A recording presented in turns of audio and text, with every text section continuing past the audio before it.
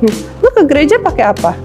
Saya jujur aja ya, saya saat itu kalau saya pikir-pikir, saya kadang ke gereja pakai rok cuma selutut gitu kan, kadang juga lengan pendek, nggak pernah rapi, tertutup yang seperti diharuskan dalam Alkitab gitu. Saya cuma bisa bilang zaman sudah berubah gitu kan.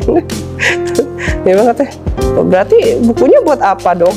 Gak usah diikutin. Dia bilang menyembah berhala. Saya dikatain nama dia menyembah berhala. Di situ saya marah.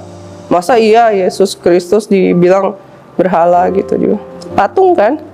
Di Alkitab dibilang nggak boleh lo nyembah-nyembah patung, tapi itu patungnya Yesus. Dia bilang, yakin lu mukanya kayak gitu? Dia bilang, enggak.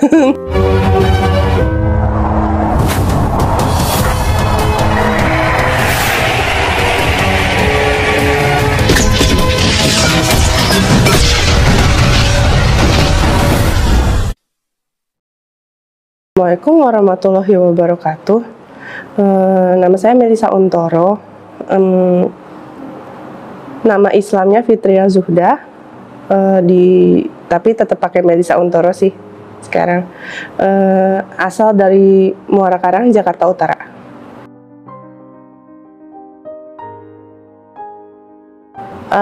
Sebelumnya saya beragama Katolik. Saya termasuk Katolik yang aktif sih. Saya ikut Youth for Christ dan saya sempat jadi bendaharanya di sana. Dan saya juga aktif di gereja Stella Maris Pluit. Saya yang pas itu ketua yang mengatur misa Inggris di sana.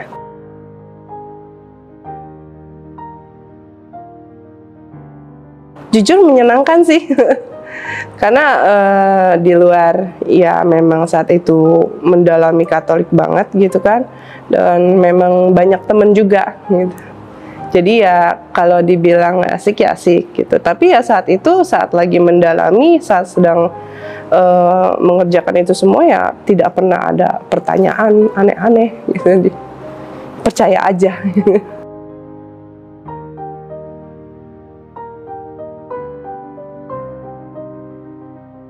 Kalau saya dulu diajarin Islam itu agama yang keras gitu, dan rata-rata ya nggak jauh beda lah ya dengan doktrin-doktrin lainnya, terorisme, apalagi dengan pas itu zamannya 92 ya Allah 98 ya, zamannya 98, terus peristiwa Twin Tower ya, jadi ya memang saat itu saya memikirnya kok gini sih ajarannya Islam gitu.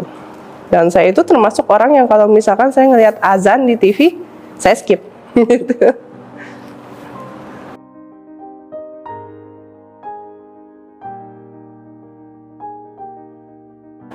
Awal tertariknya itu sebenarnya gara-gara saya tuh hobi main game online gitu. Dulu semua game online tuh yang zaman-zamannya game online masih ngetrend di PC ya, komputer, laptop gitu. Itu rata-rata semua saya mainin gitu. Dan saat itu saya lagi main satu game, dan saat itu juga saya berpikir saat itu pun saya masih aktif-aktifnya gereja. Jadi siapa sih gitu kan yang pengen dong misalkan bisa bawa orang dari luar masuk ke agama kita gitu kan. Di situ saya punya teman, dia saya liatin online mulu gitu kan, paling ngantor, habis selesai ngantor dia online game sampai pagi gitu kan. Saya pikir ya mungkin dia bukan seorang Islam yang taat sekali gitu. Jadi akhirnya ya saya coba ajak dia dialog singkat aja gitu. Saya sih yang nanya sama dia, kenapa sih kok Islam pas itu tahun 98 nyerang kita gitu, yang orang-orang Tionghoa gitu kan. Dan saya juga nanya-nanya dia masalah kepiting lah, saya tanya sama dia, kenapa sih dari nggak boleh jadi boleh gitu kan. Ya, anehnya ya semua pertanyaan itu dia bisa jawab. Tapi saat saya ditanya balik sama dia soal agama saya nggak bisa jawab. Rata-rata saya nggak bisa jawab. Dia bisa tanya sama saya, Tuhanmu yang mana sih? Itu tuh yang paling sebenarnya bikin bingung. Dan ada juga yang bikin kaget. Di Alkitab lu katanya Dia bilang boleh tuh pakai harus wajib pakai jilbab. Masuk gereja aja tuh rumah bait Allah katanya harus pakai penutup kepala. Kok lo nggak pakai? Lo ke gereja pakai apa? Saya jujur aja ya, saya saat itu kalau saya pikir-pikir, saya kadang ke gereja pakai rok cuma selutut gitu kan.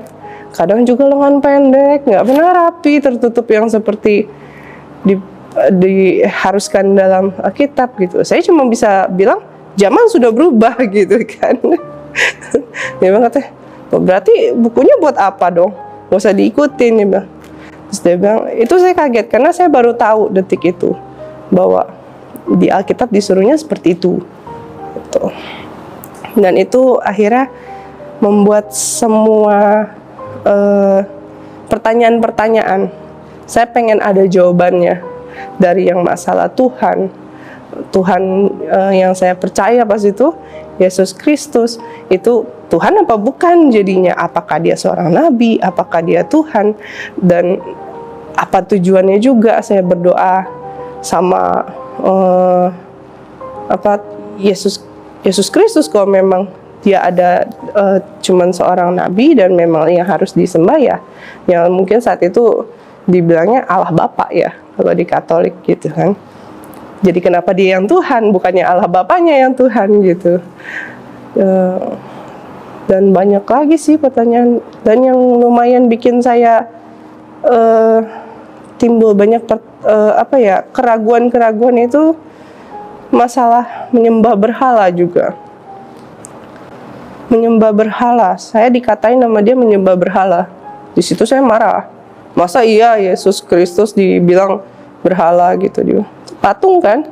Di Alkitab dibilang nggak boleh lo nyembah-nyembah patung, tapi itu patungnya Yesus. Dia bilang, yakin lu mukanya kayak gitu? Dia bilang, nggak, saya nggak bisa bilang. Nah, dari situ di daerah rumah saya itu ada 2 gereja Katolik besar. Satu Regina Coeli, satu Stella Maris. Saya dari Regina Coeli, saya pindah ke Stella Maris. Tujuan saya cuma satu pas itu, memastikan mukanya sama gitu, dan itu berbeda. Mukanya beda. Yang satu lebih besar dengan raut muka sedih, yang satu mungkin patung lebih lama yang agak tidak kelihatan, tapi raut mukanya dan bentuk mukanya saja sudah beda. Yang satu agak gemuk, yang satu tidak gitu. Jadi di situ saya mikir, berarti ini saya nyembah patung yang mukanya beda-beda, yang memang tidak jelas wujudnya gitu, berhala dong gitu. Akhirnya itu titik dimana saya lumayan vakum, stop main game online saat itu, karena saya muncul pertanyaan-pertanyaan yang bikin saya ragu sendiri gitu.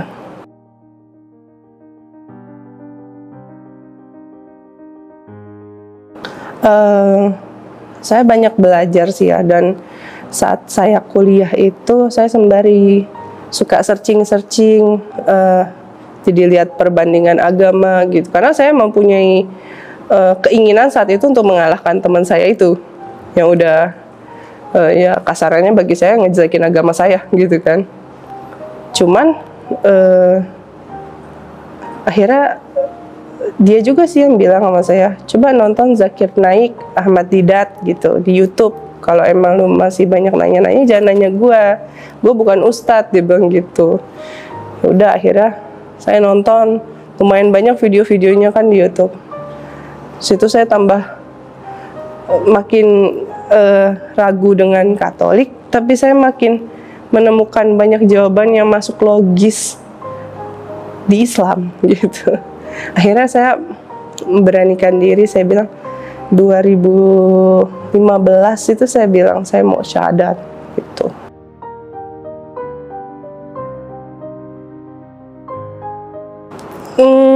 Saya nggak beraniin diri bilang sama keluarga itu 2015, dan itu ya pastinya responnya nggak bagus lah ya. Orang tua saya tidak setuju karena memang keluarga saya itu benar-benar agamanya campur-campur. Maksudnya keluarga besar tuh agama campur-campur. Papa saya sendiri itu Buddha, mama saya Katolik. Cuman ya pada saat itu zaman mereka pernikahan beda agama itu masih boleh. di Indonesia masih boleh gitu. Jadi dan keluarga besar pun tidak ada yang Islam gitu. Jadi ya saat itu saya yang memang pertama kali, jadinya ya memang agak sulit jalannya, terutama ya orang tua nentang sekali gitu kan. Sampai-sampai saya harus tidur satu kamar sama mereka, dipantau gitu kan. Udahlah, jadi Katolik aja gitu, gak usah yang lain-lain gitu. Karena saya pikir itu reaksi yang normal gitu. Jadi saya pikir mungkin dengan berjalannya waktu nanti akan ada cara di mana orang tua saya akan kasarannya pengennya mah legowo gitu ya, tapi ya ternyata tidak. Dan jelang 2 bulan 3 bulan itu akhirnya saya cari bantuan ke Mualaf Center saat itu. Di situ dibantu sama Kohani Kristianto. Saat itu beliau masih sekretaris di sana gitu. Jadi beliau yang bantu saya keluar, karena beliau udah bilang, oh kalau orang tuanya sudah sekeras ini, mendingan harus keluar aja dari rumah, dia bilang gitu.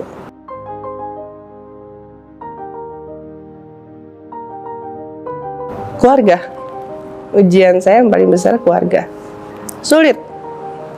Justru pas saya udah masuk Islam dan saya ditaruh di santren Darut Tauhid, saya belum biasa, karena di santren setahu saya saat itu sholat 5 waktu, sedangkan di santren Darut Tauhid itu subuh iya, duha iya, ya kan, zuhur iya, asar, maghrib, isya, tahajud setelah itu kan. Jadi saya saat itu belum biasa, sempat bolong tahajud berapa kali itu, ya kan, ketiduran gitu karena kita belum terbiasa gitu kan. Tapi saat itu ustazah di sana bilang sama saya, coba Melisa minta sebelum tidur Bismillah dulu, wudu dulu gitu katanya. Bismillah, minta sama Allah dibangunin, dia bilang gitu. Gak usah pasang alarm, dia bilang, karena saya udah coba pasang alarm, gak mempan mas, gitu, gak bangun. Jadi dia bilang katanya minta sama Allah. Dan itu yang saya kaget ya mas, saya bangun, beneran bangun dan dibikin seger gitu. Saya kaget itu. Jadi saya di sana saya di sana sekitar sebulan lebih, dan seminggu itu banyak banget bolongnya, terutama bolong tahajud itu banyak banget bolongnya. Sedangkan kalau subuh kan karena memang banyak orang gitu, jadi pasti kita bangun gitu. Nah kalau tahajud itu saya sering bablas itu, tapi ya alhamdulillah sih. Saya kaget gitu ya saat saya minta, beneran dibangunin gitu. Kalau lihat jam itu aneh, jam 2 kurang 15 menit itu udah pasti bangun.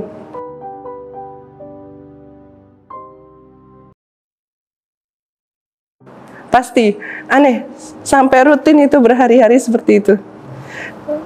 Tapi ya itu, dan saya juga sempat bikin postingan di Facebook saya tuh setelah saya mualaf berapa lama itu, saya bilang ini agama ribet, saya bilang gitu. Tapi ya ribetnya itu masuk akal gitu, logis gitu loh mas. Jadi kalau dibilang ribet, ya penyesuaiannya lumayan lama gitu.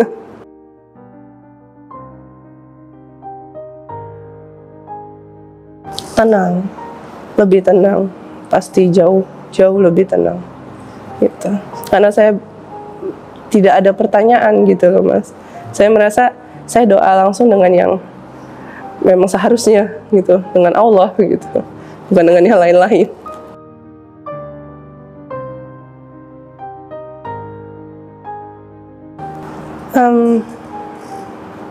Sebenarnya kalau menurut saya orang non-muslim itu melihat kita orang-orang yang Islam kafah itu radikal sebutannya ya mas ya. Banyak yang bilang kita tuh radikal, tapi sebenarnya menurut saya kita cuma menjalankan agama, perintah gitu. Malahan yang tidak menjalankan itu ya bagi mereka yang orang-orang yang tidak kafah itu, yang mereka bilang malah itu Islam gitu loh. Islam tuh kayak gini, nggak kayak yang itu mah radikal, teroris dan sebagainya gitu. Kalau memang mau kasarannya ngatain agama lain gitu, agama apapun gitu, pelajari dulu. Karena mungkin saya sudah pernah ngalamin Katolik, saya sedikit-sedikit saya udah pernah ngalamin Buddha karena ayah saya kan dari Buddha gitu kan. Dan setelah udah tahu Islam, saya dulu termasuk orang-orang itu, Mas. Saya itu termasuk orang-orang yang ngatain Islam kafah itu radikal, terlalu lebay, gitu kan. Apa sih dari ujung kepala sampai ujung kaki ketutup gitu. Alhamdulillah saya sekarang begini, ikutan gitu kan. Ya karena memang seharusnya seperti itu. Jadi memang pelajari dulu agamanya, gitu. Dan kalau memang ada perbedaan, toleransi lah. Kita banyak kok toleransi gitu kan, ke agama Katolik atau ke agama Buddha atau kemana gitu. Cuman ya toleransi itu sama-sama lah, vice versa gitu, dua arah.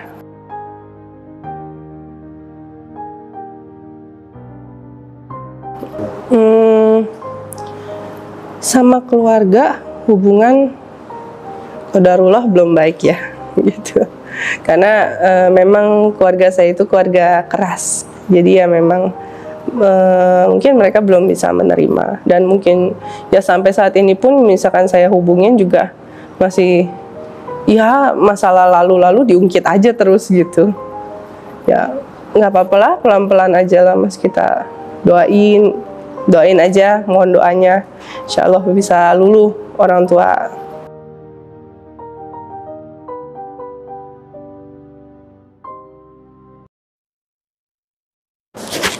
Motivasinya buat teman-teman semua yang mualaf,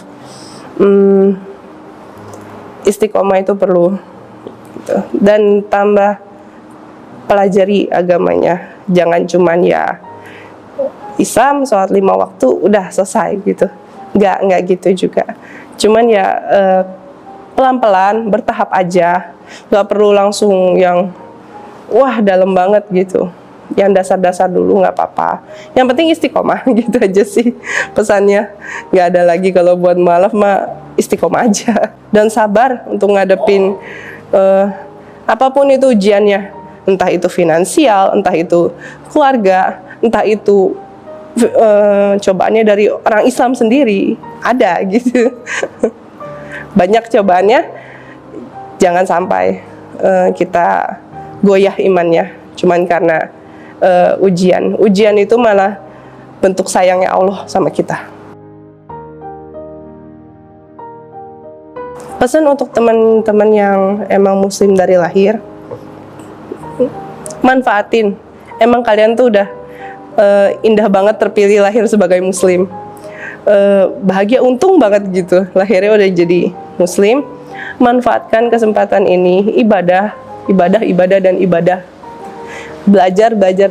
Memang Islam itu penuh dengan keindahan yang memang saya pun sendiri menyesal bahwa sekarang saya baru belajar dan baru tahu gitu tentang Islam. Itu aja dari saya. Assalamualaikum warahmatullahi wabarakatuh.